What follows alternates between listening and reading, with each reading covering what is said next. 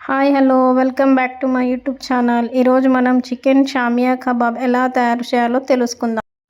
ఒక pressure cooker తీసుకొని అందులోకి శనగబేడలు ఒక హాఫ్ కప్ వేసుకోవాలి. అంత తర్వాత ఇందులోకి 250 గ్రామ్స్ చికెన్ బాగా వాష్ చేసి బోన్లెస్ చికెన్ వేసుకోవాలి. తర్వాత ఆనియన్స్ 1 ఆనియన్ ఇలా బిగ్ స్లైసెస్గా చేసి వేసుకోవాలి. తర్వాత ఇందులోకి కొద్దిగా 2 టేబుల్ స్పూన్స్ కారం పొడి, 1 టేబుల్ స్పూన్ ధనియాల పొడి,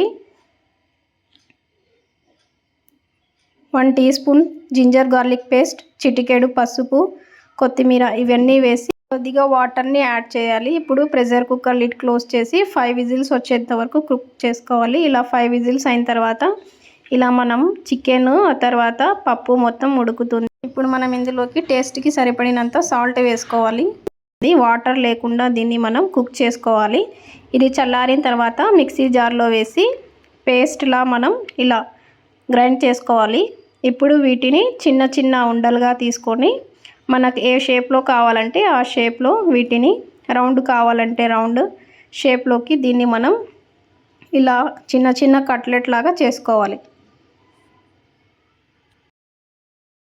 ఒక ప్యాన్ తీసుకొని ప్యాన్ బాగా హీట్ అయిన తర్వాత ఇందులోకి మనం తీసుకున్న ఈ షామియా కబాబ్లను ఇందులోకి వేసుకొని కొద్దిగా ఆయిల్ వేసుకొని 2 సైడ్స్ గోల్డెన్ బ్రౌన్ కలర్ వచ్చేంత వరకు వీటిని మనం ఫ్రై చేసుకోవాలి. ఇలా 2 సైడ్స్ గోల్డెన్ బ్రౌన్ కలర్ వచ్చిన తర్వాత మనం వీటన్నిటిని ఒక ప్లేట్లోకి సర్వ్ చేసుకోవాలి. దీన్ని మనం టమాటో రైస్లోకి కానీ దేంట్లోకైనా కానీ టేస్ట్గా, స్నాక్స్గా కానీ దేంట్లోకైనా మంచి టేస్ట్ ఉంటుంది. లాస్ట్లో ఇలా కొత్తిమీర వేసి గార్నిష్ చేసేయాలి.